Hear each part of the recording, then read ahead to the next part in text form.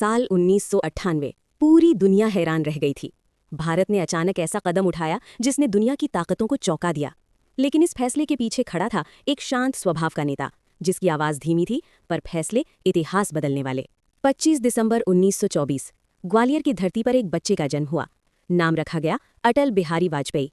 किसी को अंदाजा भी नहीं था कि यही बच्चा आगे चलकर भारत की राजनीति का सबसे सम्मानित चेहरा बनेगा।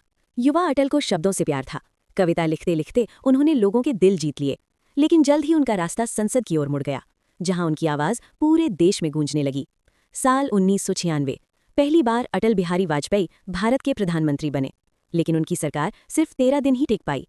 पूरे देश को लगा कि शायद उनका राजनीतिक सफर यहीं खत्म हो जाएगा। लेकिन कहानी यहीं खत्म नहीं हुई।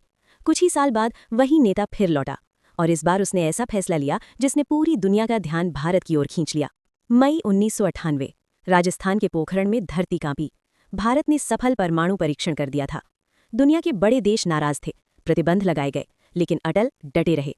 इसके बाद उन्होंने एक और साहसी कदम उठाया। बस लेकर सीधे लाहौर पहुंच गए, पड़ोसी देश से शांति की पहल करने। लेकिन कुछ ही महीनों बाद कारगिल की पहाड़ियों में युद्ध छिड़ गया, और अटल बिहारी वाजपेयी के सामने सबसे कठिन परीक्षा खड़ी थी। एक तरफ युद्ध, दूसरी तरफ शांति की उम्मीद। अटल ने दुनिया को दिखाया कि एक नेता सिर्फ ताकत से नहीं बल्कि संयम और दूरदृष्टि से भी इतिहास बदल सकता है।